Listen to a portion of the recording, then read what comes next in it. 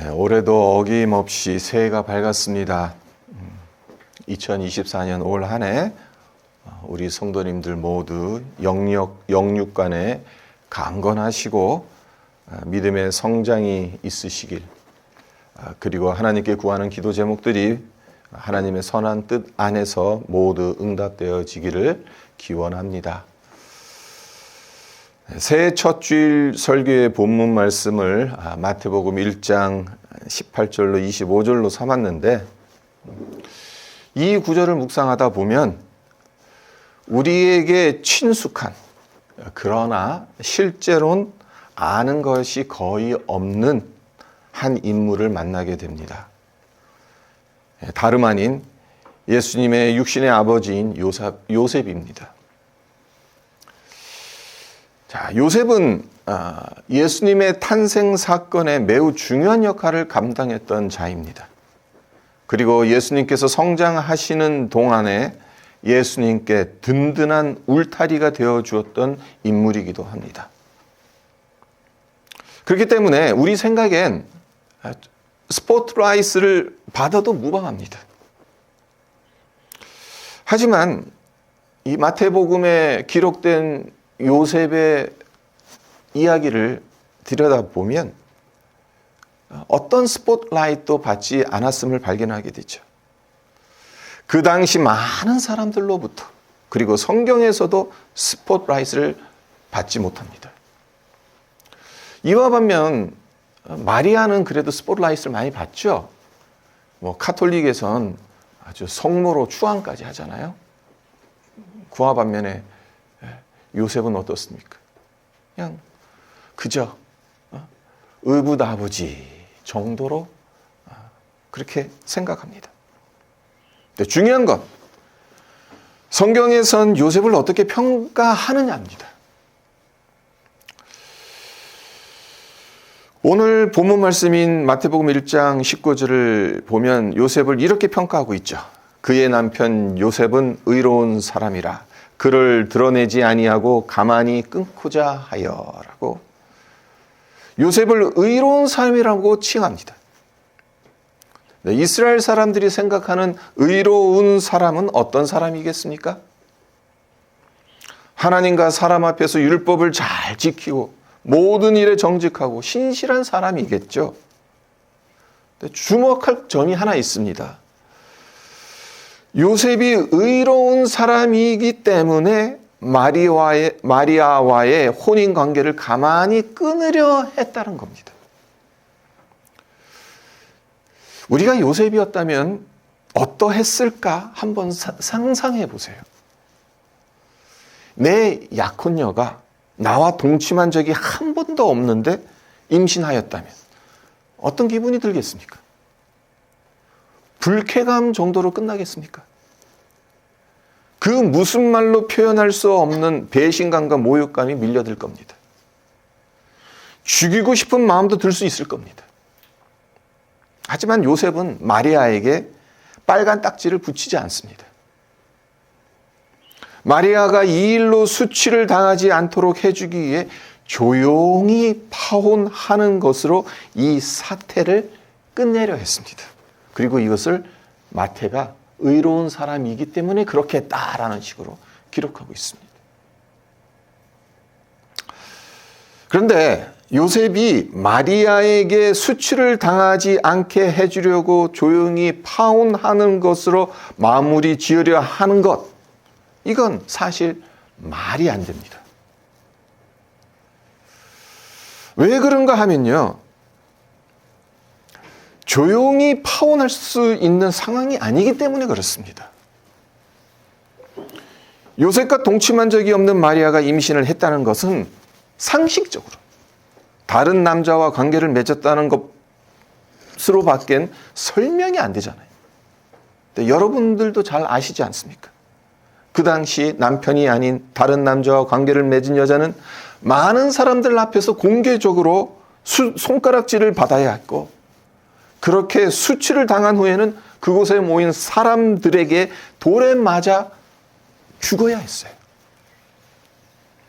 만약 요셉이 관습대로 하고자 했다면 마리아는 공개 처형 당할 수밖에 없는 겁니다. 요셉이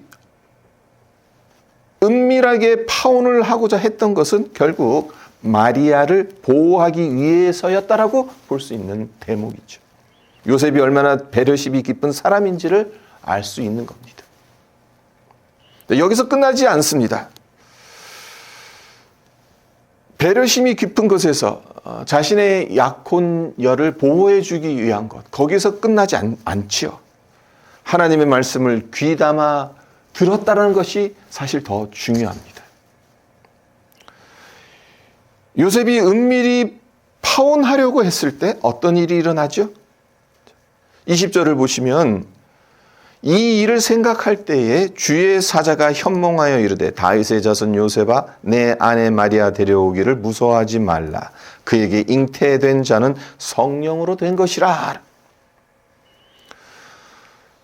하나님의 사자가 요셉의 꿈속에 나타나 중요한 메시지를 전합니다. 요셉 입장으로는 단지 꿈을 꾼 겁니다. 깨어있는 상태에서 들은 메시지가 아닙니다.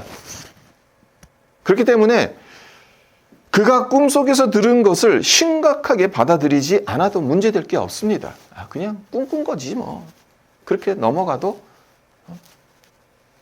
문제될 게 없어요. 하지만 요셉은 그렇게 하지 않았어요. 24절과 25절을 보시면 요셉이 잠에서 깨어 일어나 주의 사자의 분부대로 행하여 그의 아내를 데려왔으나 아들을 낳기까지 동침하지 아니하더니 나음의 이름을 예수라 하니라. 잠에서 깨자마자 하나님 사자의 분부대로 마리아를 데려왔습니다. 그러니까 끊으려 했단 말이에요. 그래서 마리아 집으로 다시 돌려보냈겠죠.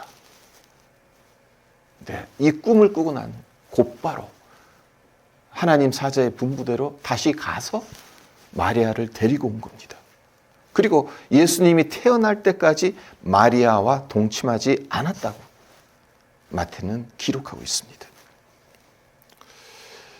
성경에서 의로운 사람으로 인정받았던 사람답게 그가 꾼 꿈이 단순한 꿈이 아니라 하나님의 메시지인 것을 분별할 줄 알았고 그 메시지에 즉각 순종할 줄 알았던 겁니다. 그렇습니다. 요셉은 의로운 사람이었습니다. 하나님의 말씀을 분별할 줄 알았고 그 말씀에 즉각적으로 순종할 줄 알았던 사람이었습니다. 그 무엇보다도 예수님의 육신적인 아버지입니다. 어찌됐든 간에 이 땅에서 예수님의 아버지는 요셉입니다. 자, 그렇다면 앞서 말씀드린 것처럼 요셉을 띄워주면 좋잖아요. 멋지게 스포트라이트 받게 해줘도 괜찮잖아요. 인간의 역사를 보세요. 공동체의 위신과 이익을 위해 역사적 위인이나 영웅들을 포장하고 심지어는 신격화하는 경우가 얼마나 많습니까? 하지만 마태는 그렇게 하지 않습니다. 요셉에 관한 기술을 이렇게 보시면 아주 매우 건조합니다. 담담하고 과장이 전혀 없습니다. 그저 성령의 이끄심대로 묵묵히 최선을 다하여 살아갔던 보통 사람으로 묘사하고 있을 뿐입니다. 20절로 다시 돌아가겠습니다. 이 일을 생각할 때 주의 사자가 현몽하여 이르되 다윗의 자손 요셉아 내 아내 마리아 데려오기를 무서워하지 말라. 그에게 잉태된 자는 성령으로 된 것이라. 천사가 꿈에 나타나서 요셉에게 무슨 말을 합니까? 내 아내 마리아 데려오기를 무서워하지 말라라고 말합니다. 무서워하지 말라고 말을 해요. 성도 여러분, 이상하지 않습니까? 천사가 그의 꿈에 나타났을 때 요셉에겐 두려워할 이유가 전혀 없습니다. 그가 바람을 피웠습니까? 마리아를 학대했습니까? 아니면 다른 죄를 범했나요? 어찌 보면 요셉은 피해자입니다. 그렇죠? 어느 날 갑자기 자신이 정혼한 마리아가 아기를 임신했다. 어떻게 받아들여야 합니까?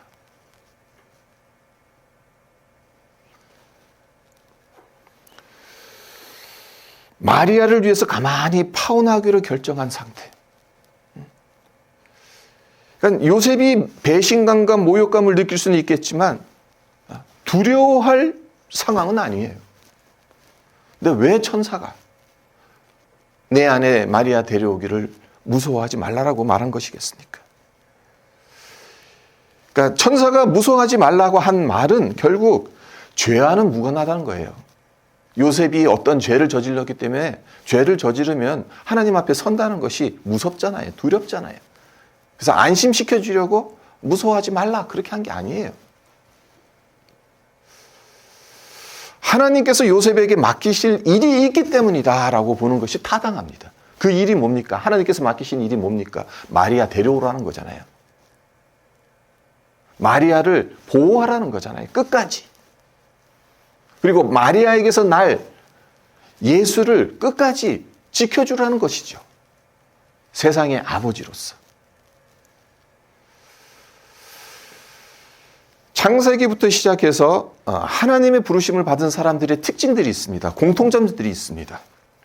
아브라함이나 모세나 여호수아나 기드온이나 예레미야 등등 이렇게 보면요. 모두 다 하나님의 부르심을 받았을 때 하나님으로부터 공통적으로 들었던 말이 있습니다. 바로 두려워하지 말라는 말입니다. 하나님도 아시는 거죠. 인간이 하나님의 부르심을 받는 것을 얼마나 두려워하는지를 하나님도 잘 아시는 거예요. 사실 하나님께 부름을 받는 것은 가볍게 넘길 사건이 아니잖아요. 인생 전체가 걸린 문제입니다. 이제까지 살아왔던 삶의 방식이 송두리째 바뀌어야 하는 큰 사건입니다. 그러니 두려워할 수밖에 없습니다. 무서울 수밖에 없습니다. 하나님께서 이 점을 모르실 리가 없는 거죠. 그래서 천사가 요셉에게 무서워하지 말라고 말한 것 역시 이런 맥락에서 읽을 필요가 있는 겁니다. 그렇다면 하나님은 무엇을 위해 요셉을 부르신 것입니까?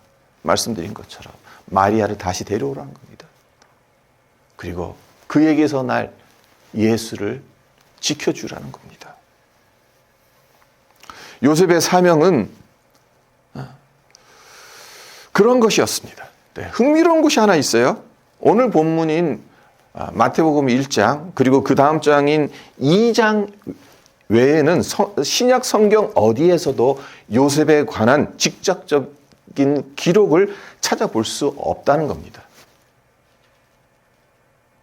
그러니까 예수를 가리켜서 목수의 아들이지 않냐 그렇게 비아냥되는 구절이 이제 마태복음 어딘가요? 31장인가? 하여튼 뒷부분에 나와요. 그거 빼고 또 예수님이 어린 시절에 이제 6월절 날 성전에 올라가셨을 때 거기서 또 이름은 안 나와요. 그냥 부모라고 나와요. 그러니까 이 마태복음 1장, 2장에서만 요셉이라는 이름이 나오고 요셉이 어떤 일을 했는지 이게 전부입니다.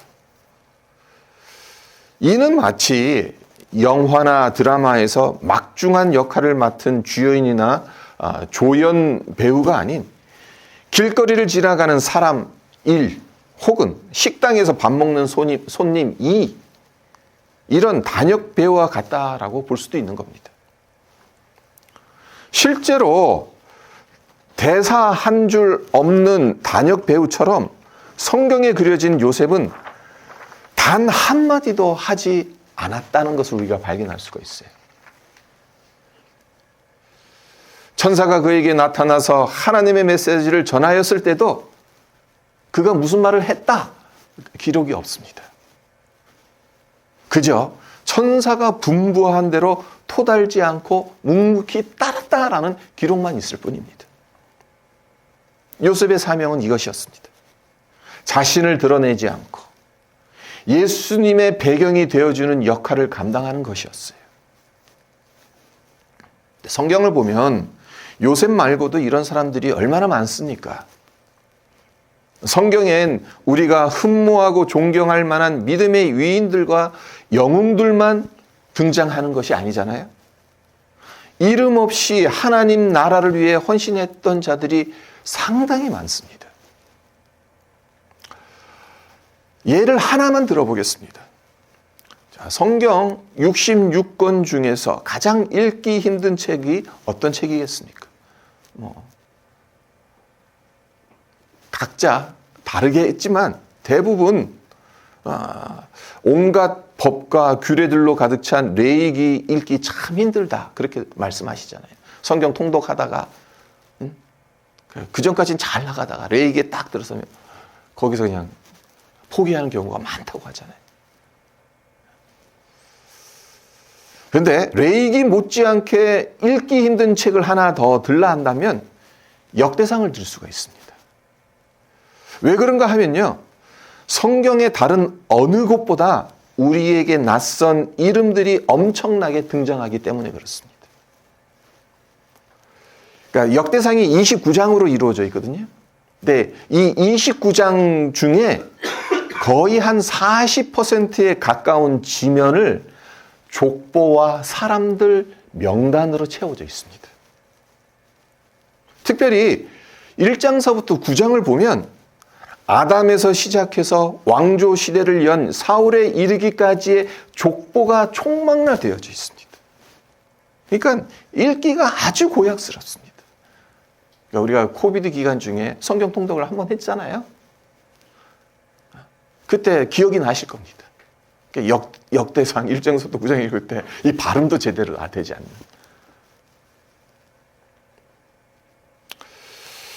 그런데 그토록 수많은 사람들의 이름을 기록한 족보 한가운데 유독 눈을 끄는 구절이 하나 있습니다.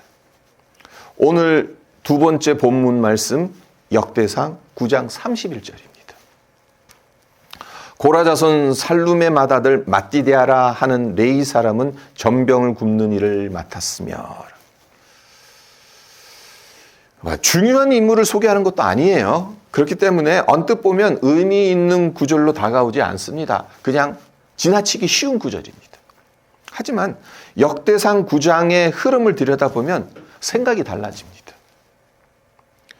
역대상 9장에 나오는 이 명단들은 어떤 명단들인가 하면요, 유다 왕국이 멸망당한 후 바벨론의 포로로 끌려갔다가 귀환한 유다 백성들의 명단, 그 각 지파와 가문의 대표자 중심으로 기록해 놓은 장입니다.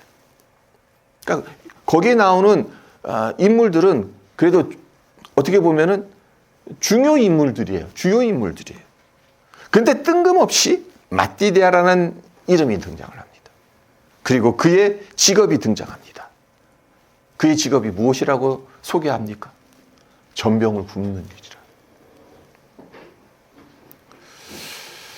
역대기 기자가 왜 맏디데아의 이름을 기록했을까요? 전병 굽는 일이 중차대한 일이기 때문이겠습니까? 실제로 이 역대상 그 1장 9장을 이렇게 들여다 보시면요,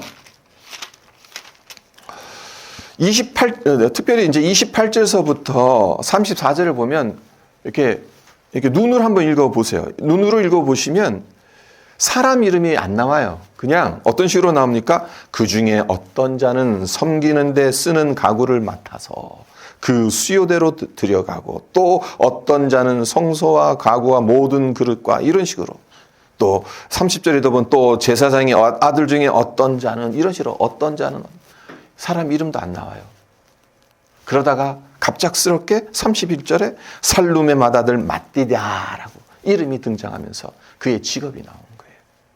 그러니까 이 맏디데아라는 인물이 소개되어지는 이 단락을 보면 지금 어찌 보면 무명인들의 집합체들 속에 맏디데아를 부각시키고 있다라고 또 볼 수가 있는 겁니다. 네, 전병 굽는 일이 중차대한 일이기 때문에 마띠대아의 이름을 이렇게 부각시키는 것이겠습니까? 아니잖아요. 전병을 잘 굽지 못한다고 해서 나라가 망하는 것 아닙니다. 그리고 그 반대로 전병을 잘 굽는다고 해서 하나님의 특별한 임재를 경험하는 것도 아닙니다. 또한 이 일은 사람들 눈에 잘 띄는 일도 아니고 신명나는 일도 아닙니다. 탁월한 리더십이 필요한 것도 아니고 특별한 기술을 요구하는 것도 아닙니다. 무엇보다 이 일은 마띠대아가 선택한 일이 아닙니다. 레위지파 고라 자손이었기 때문에 조상 대대로 해왔던 일을 감당해야 하는 겁니다. 자, 그런 일을 하루 종일 1년 365일 내내 감당한다고 생각해 보세요. 얼마나 지루하겠습니까?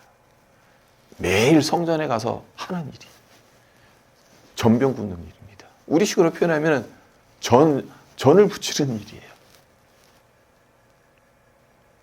그런데도 역대기 기자는 꼭 집어서 마띠대아의 전병 굽는 일을 소개하고 있다. 왜 그렇게 했는 것이겠습니까? 이런 생각을 해봤습니다. 마띠대아가 이 일을 부르심으로 여기며 정성을 다해 감당했기 때문은 아닐까? 누구나 할 수 있는 쉬운 일처럼 보이는 전병 굽는 일에 하나님이 기억하실 만큼 정성을 기울였기 때문은 아닐까? 세상 사람들은 마띠대아라는 이름을 모릅니다. 우리에게도 매우 생소한 이름입니다.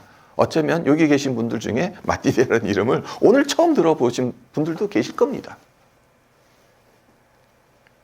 그러나 하나님은 아시죠. 기억하세요. 그래서 하나님의 책에 그 이름을 기록하셨어요. 이런 예화가 있습니다. 설교의 대가로 알려진 맥킨토시 목사가 스코틀랜드 시골 교회에서 목회를 했을 때 친분이 있는 신학자가 그의 교회를 방문해서 주일 예배를 드렸습니다. 네.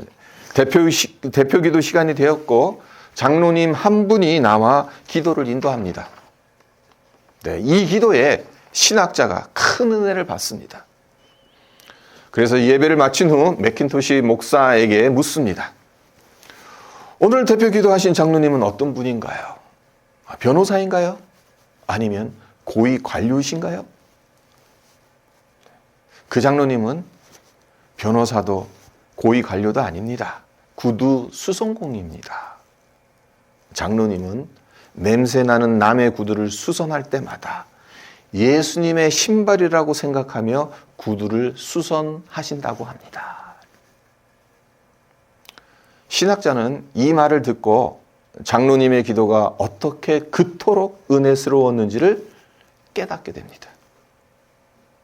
구두 한 켤레 한 켤레를 대할 때마다 하나님께서 맡겨주신 소명으로 알고 정성을 다해 일했기 때문에 그의 인격과 성품이 예수님을 닮아갔던 것이고 그의 기도에 영적 파워가 더해졌던 것입니다. 우리는 어떻습니까? 우리의 이름, 이 세상에선 가족과 친구들 그리고 지인들만 아는 이름입니다. 우리가 하는 일, 이 세상에 엄청난 영향력을 끼치는 일은 아닙니다. 하지만 하나님은 우리의 작은 믿음, 작은 헌신을 귀하게 여겨주십니다. 우리의 이름을 생명책에 기록해 주셨습니다. 말씀을 맺겠습니다. 올 한 해, 아니 우리의 평생 동안 어떤 마음을 품고 살아가야 하겠습니까? 유대인 전승에 전해 내려오는 이런 이야기가 있습니다. 지혜의 왕 솔로몬이 성전 건축 현장을 찾아가 건축 현황을 살피며 일꾼들에게 이런 질문을 던져요. 당신은 왜 여기서 일을 합니까? 그러자 한 일꾼이 이런 대답을 합니다. 배운 것도 없고 처자식 먹여 살리려고 하니 노가다라도 뛰어야죠. 솔로몬 왕이 장소를 옮겨서 다른 일꾼에게 똑같은 질문을 던집니다. 당신은 왜 여기서 일을 하는 겁니까? 그 일꾼 역시 비슷한 대답을 합니다. 배운 것이라고는 미장이 전부이고 놀고 먹을 수는 없으니까 일을 하고 있습니다. 그러니까 솔로몬 왕은 다른 대답을 듣고 싶었어요. 그래서 이번엔 흙먼지를 뒤집어 쓴 채 열심히 일하는 청년에게 다가갑니다. 그리고 묻습니다. 자네는 왜 여기서 일하는가? 그랬더니 청년이 이렇게 대답합니다. 하나님이 거하시는 성전을 제 손으로 지을 수 있다는 것이 제겐 얼마나 큰 영광인지 모르겠습니다. 같은 일을 했습니다. 네. 어떤 사람은 배운 것이 이거밖에 없다고, 처자식 먹여 살리려고 어쩔 수 없이 일을 하는 거라고 그렇게 말한 사람이 있고, 어떤 청년은 하나님의 임재가 임하시는 이 성전을 내 손으로 지을 수 있다는 것이 얼마나 큰 영광인지 모르겠다. 같은 일을 하지만 그 일을 소명의식을 가지고 일하느냐 그렇지 않느냐는 달라도 아주 다르다는 메시지가 담겨 있는 거죠. 하나님의 평가 역시 달라질 수밖에 없겠죠. 자기 자신은 드러내지 않고 묵묵히 마리아와 어린 예수님의 든든한 버팀목이 되어주는 것을 소명으로 여기며 살아갔던 요셉처럼 우리 모두 비록 주연은 아닐지 몰라도 하나님께서 맡겨주신 일을 잘 감당하시기를 바랍니다. 또한 누구나 쉽게 할 수 있는 전병 굽는 일에 하나님이 기억하실 만큼 정성을 기울였던 마띠다의 마음가짐을 본받아서 작은 일에 충성하시기를, 그렇게 올 한 해를 보내시기를 주님의 이름으로 축원드립니다.